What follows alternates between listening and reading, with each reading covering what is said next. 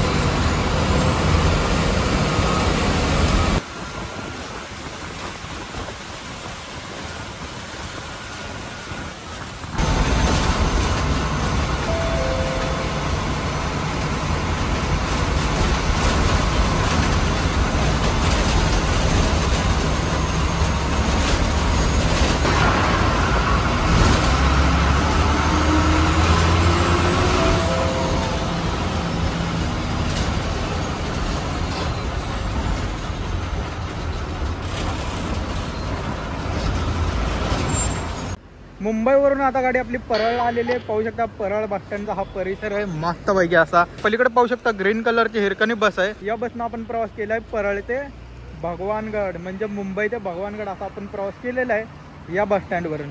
जबरदस्त, बरोबर 9ची बस आहे ही।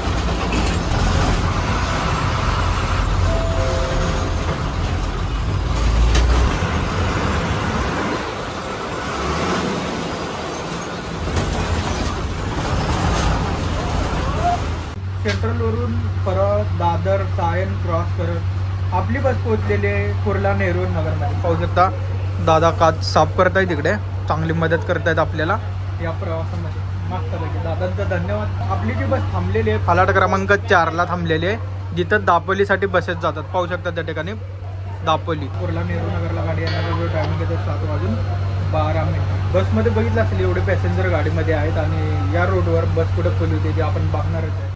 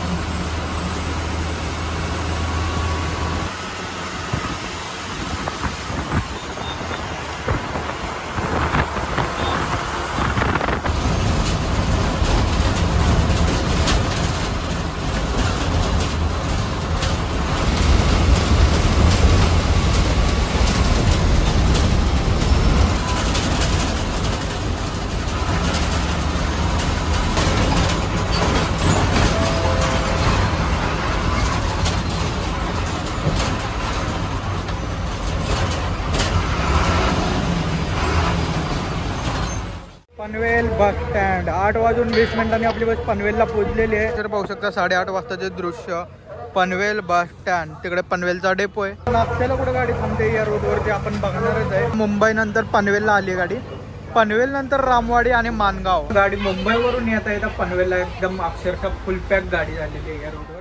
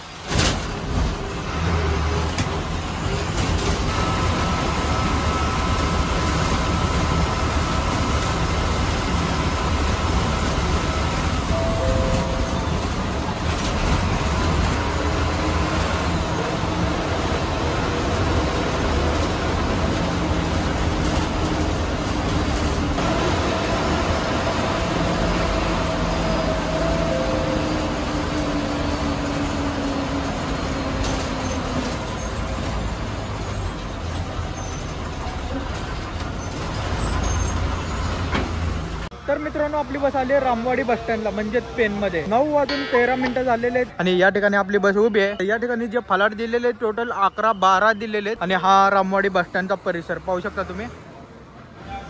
तर अजून एक गाडी आली रत्नागिरी बोरिवली रत्नागिरी. ही पण फुल पॅक गाडी आहे. आपली पण फुल पॅक गाडी आहे. आतापर्यंत आपण जे अंतर कापले मुंबई सेंट्रल ते रामवाडी जवळपास 70 किलोमीटरचं आपण अंतर कापलेलं आहे. अजून एक गाडी आली ठाणे दापोली गाडी. तर या गाडीला आपण ओव्हरटेक केला होता.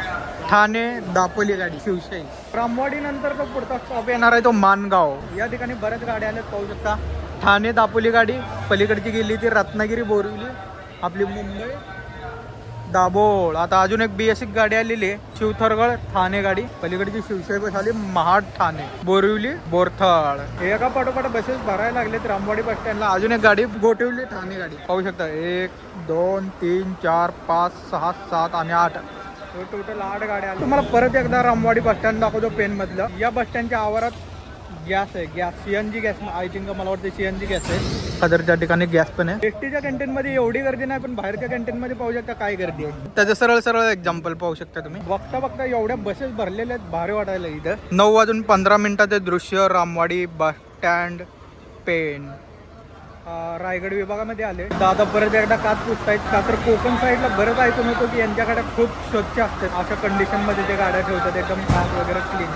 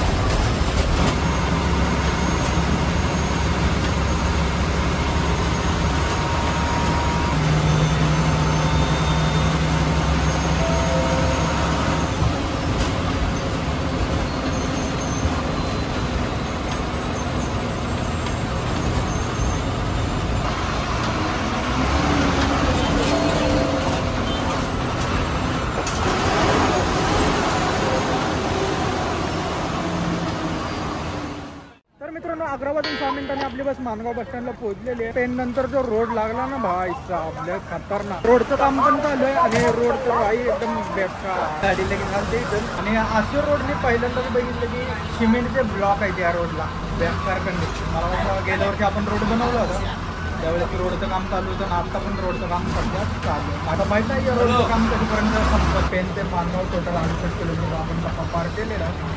आता मानगाव नंतर बघूया आता पुढचा स्टॉप गोरेगाव. आता इथून पुढे जो रोड आहे थोडासा युनिक आहे, म्हणजे गाडी गोरेगाव मार्गे जाणार, मंडणगड दापोली आणि त्याच्यानंतर बाबो.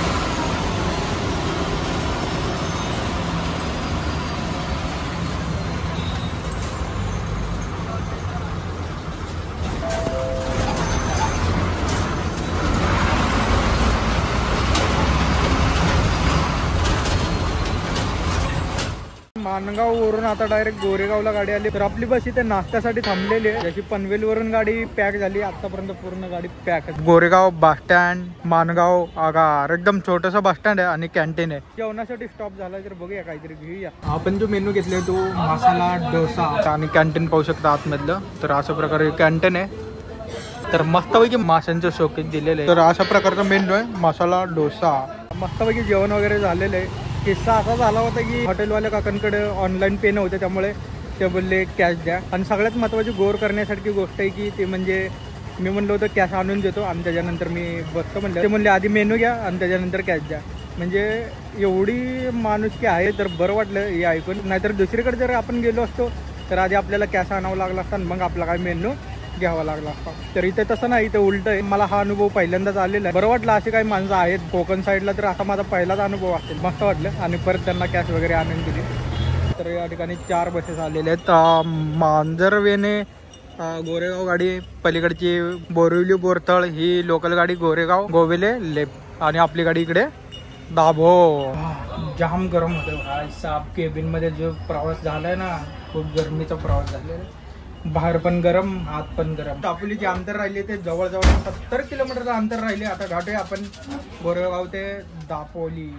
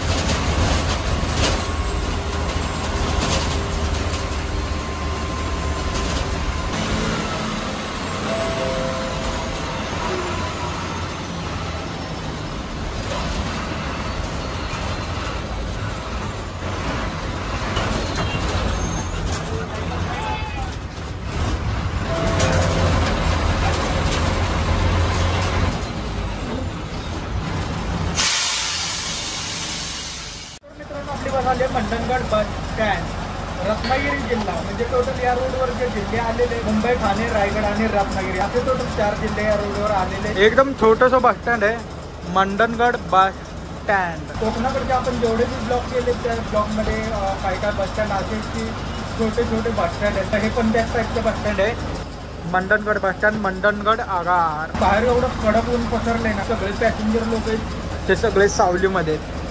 त्याचा अंदाज तुम्ही लावू शकता की बाहेर किती ऊन. टोटल जो अंतर राहिलं आहे मंडणगड ते दापोली जवळजवळ 40 किलोमीटरचं अंतर राहिलेलं आहे इकडे मंडणगड दापोली.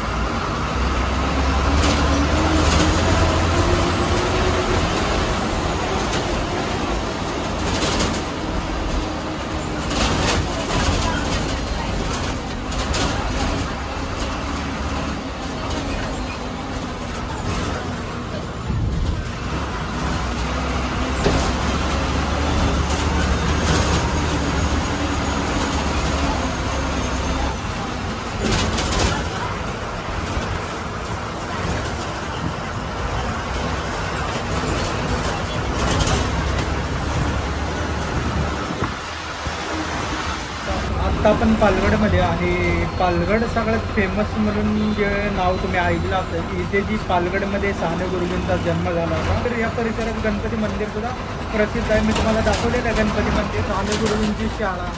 म्हणजे असं बरेच फेमस आहे या ठिकाणी. भारी वाटतं गाव बघून मला दादांनी सांगितलं. मस्त.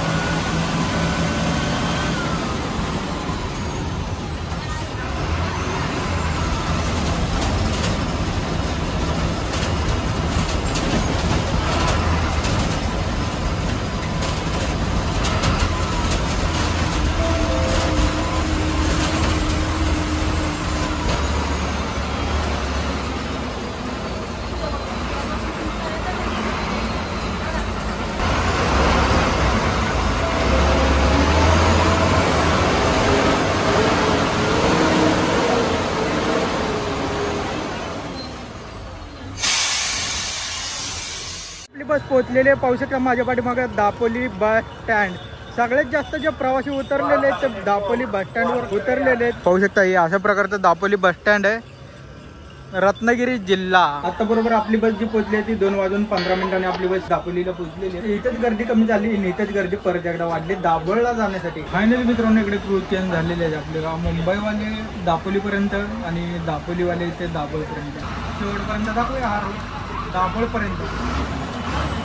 गाडी रवाना होते दापोलीवरून.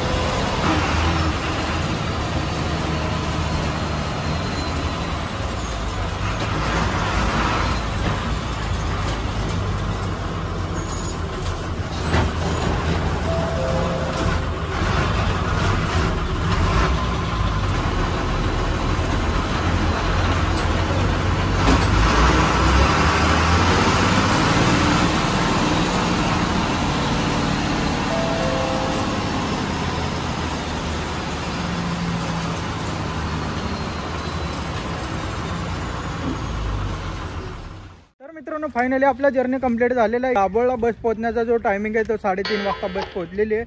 दाभोळ बस स्टँड म्हणता येणार ना, पण बस स्टॉप आहे. वशिष्ठी रिव्हर आहे आणि पाहू शकता भाई साहब जबरदस्त नजारा आहे. आपला जो जर्नी कंप्लीट झालेला आहे मुंबई सेंट्रल ते दाभोळ, तर 9 तासांचा जर्नी आपला कंप्लीट झालेला आहे. खरं तर दापोलीपर्यंत रूट कव्हर करायचा होता, तर म्हणलं दाभोळपर्यंत बघूया. तर कोकणच्या किनारपट्टीवर आलेलो आहे आपण. ही जी नदी जाते ती समुद्रातूनच जाते. या नदीचं जे नाव आहे ती वशिष्ठी नदी आहे.